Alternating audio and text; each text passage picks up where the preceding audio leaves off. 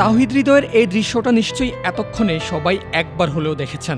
নিঃসন্দেহে ভেঙে পড়া হৃদয়ের এমন চেহারা বাংলাদেশ ক্রিকেট ফ্যানদের হারের কষ্টকে বাড়িয়ে দিচ্ছে আরও কয়েক গুণ বেশি। ম্যাচ শেষে নিজের আউটকেই দায়ী করছেন এই ব্যাটার নিজেও। ম্যাচ হেরে গিয়েছি আমার আউটে, আমি আউট হয়ে গিয়েছি পারেন। হয়তো সেই কারণেই ভেঙে পড়েছিলেন আরও বেশি। তবে শুধু টাইগার ব্যাটারি না, হৃদয়ের আউটই বাংলাদেশের ভাগ্য বদলে দিয়েছে বলে মন্তব্য করেছেন সাবেক পাক ক্রিকেটার রমিজ রাজাও।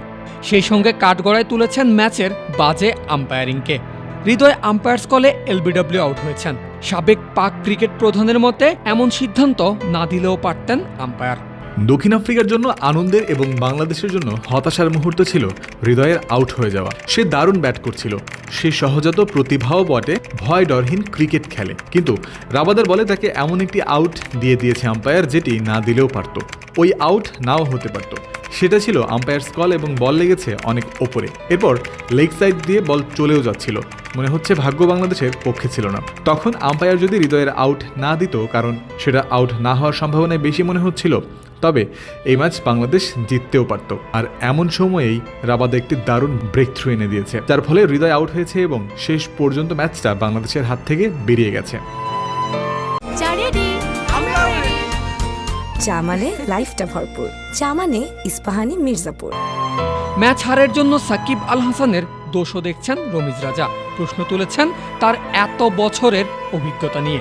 বাউন্সারে সাকিবকে নরকে আউট করে দিয়েছে, কিন্তু তার কাছে এত অভিজ্ঞতা এবং এত লম্বা সময় ধরে খেলছে। 100 রানের এই ম্যাচ তার জেতানো উচিত ছিল। 1-2টা জুটি বা 1-2 ওভার আগ্রাসী খেললেই বাংলাদেশ এই ম্যাচ জিতে যেত। বাংলাদেশের ব্যাটাররা দক্ষিণ আফ্রিকার ভুল কাজে লাগাতেও ব্যর্থ হয়েছে বলে মনে করেন রমিজ রাজা। আরও মনে করেন শেষ ওভারে ম্যাচ নিয়ে যাওয়াই উচিত হয়নি মাহমুদুল্লাহদের। মানছি দক্ষিণ আফ্রিকার বোলিং লাইন আপ অনেক দারুণ, কিন্তু তারা তো পরিস্থিতি বুঝতে ভুল করেই ফেলেছিল। তারা ব্যাটিং ঠিক করেনি, এরপর বোলিংয়ের শেষ ওভার স্পিনারকে দিয়ে করিয়েছে, কিন্তু 1-2 ফুটের দূরত্ব থেকে ম্যাচটা বাংলাদেশের হাত ফসকে গেছে। মাহমুদুল্লাহ ছক্কা মারার চেষ্টা করেছিল, কিন্তু অল্পের জন্য সেটা হয়নি। 2 বলে 6 রান প্রয়োজন ছিল। মাহমুদুল্লাহ ছক্কা মারতে চেয়েছিল, কিন্তু সে আউট হয়ে গেল। এটাই আসলে পার্থক্য। ম্যাচটা আগেই জেতা উচিত ছিল। সর্বোপরি যেভাবেই হোক দক্ষিণ আফ্রিকাকে হারানোর সর্বোচ্চ সুযোগ বাংলাদেশ পেয়েছিল, কিন্তু ব্যর্থ হয়েছে। অথচ ম্যাচটাতে বাংলাদেশের জেতা উচিত ছিল।